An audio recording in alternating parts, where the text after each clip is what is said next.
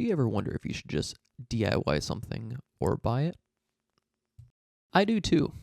And in today's episode of Making with Laz, we're going to be solving that question.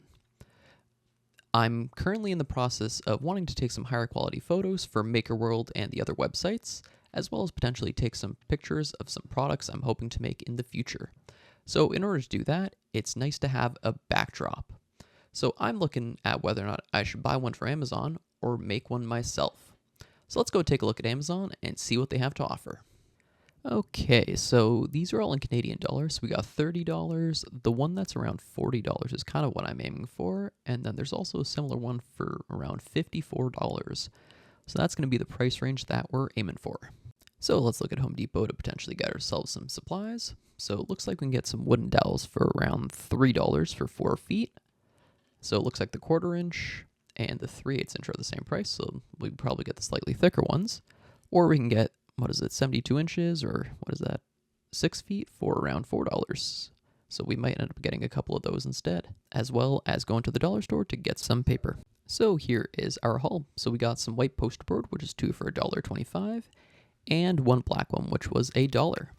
And instead of the dowels, we ended up going with a tomato trellis because it was only $4.50, and we got 3 pieces out of it, compared to the dowels, which were around $3 to $4 for a single one. So taking a measurement here, we got around 58 inches in length for each one, as well as a diameter of 8 millimeters. So here we have our final design. So the parts do is a bit of a mess, so I made an assembly to kind of sort it all out. So in total, we're going to have 4 different 3D printed parts. We're going to have these corner brackets here, which hold on to the edges. We're going to have this little triple connector that does the bottom corner to connect it all together. And then in the part studio, we've got this T-shape, which will be used to add a crossbar. And then we've got these little clips here that will hold the paper in place. So let's get to printing all those. So after doing a bunch of different trials on the clips and then the little angle pieces you should see in front of you, we came to the final design, which is these ones right here. And we're just going to do a little bit of post-processing. So we just had to tap all the holes and add some screws to then realize I have set screws instead. So we're going to take the clips off the printer as well, and now we have all our parts. So we have the 3 different lengths of rods that we need based off our CAD model. And here's me trying to put on the clip and struggling immensely with it. Not realizing that, for whatever reason, the edges of the tube are fairly tight, but as soon as you get it past it, it's fairly loose. And then we're putting on the little corner bracket there and tightening the set screw to hold it in place, and then struggling a lot more with this one as well, and then realizing that if I just push it really hard at the ground, it then goes on. So once I figured that part out, it made my life a lot easier, but I still struggled once in a while. So we're just continuing to add on the rest of the corners and then tightening that all together. And then adding the corner bracket, that's going to connect the top or the front and the bottom together. And then the connecting piece for all that as well. Now we're going to work on the top parts that have the cross beam in between. So we're just kind of looking at this, double checking to make sure that I'm putting it the right way and that I'm not going to have to take it apart because it wasn't too much fun putting it on there the first time.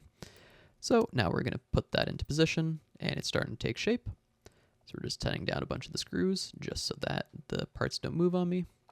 And now we're going to insert the end caps on and put the corner brackets on and slide that to the top. Sorry, it's not in frame right now. I didn't realize until partway through while I'm doing the paper. So it turned out the clips were pretty good for holding the paper. So the bottom part's pretty good. A little tight on the left side, but I fixed that down the line. And it's me staring at it, realizing that it's definitely not in frame, and then kind of adjusting it. So here's me taking it apart and adjusting it so that the paper properly sits in there without it kind of crumpling up on itself, because initially it was. So here we have the final product. So in total, it took me about 4 hours to make, as well as spending $1.30 on filament according to Bamboo Labs, $4.50 on the tomato sticks, and $2 on the paper. So that brings us to a grand total of $7.80. So we definitely made it for a lot cheaper, but we did spend 4 or 5 hours working on the project, which in this case, we're just going to count that as just learning and just practicing your skills in CAD and making stuff come to life. And that's invaluable. And with that being said, I'd say DIY instead of buy it. And in the description below, you'll find a link to the Onshape as well as the Makerworld files. So here's a picture of what the final product looks like.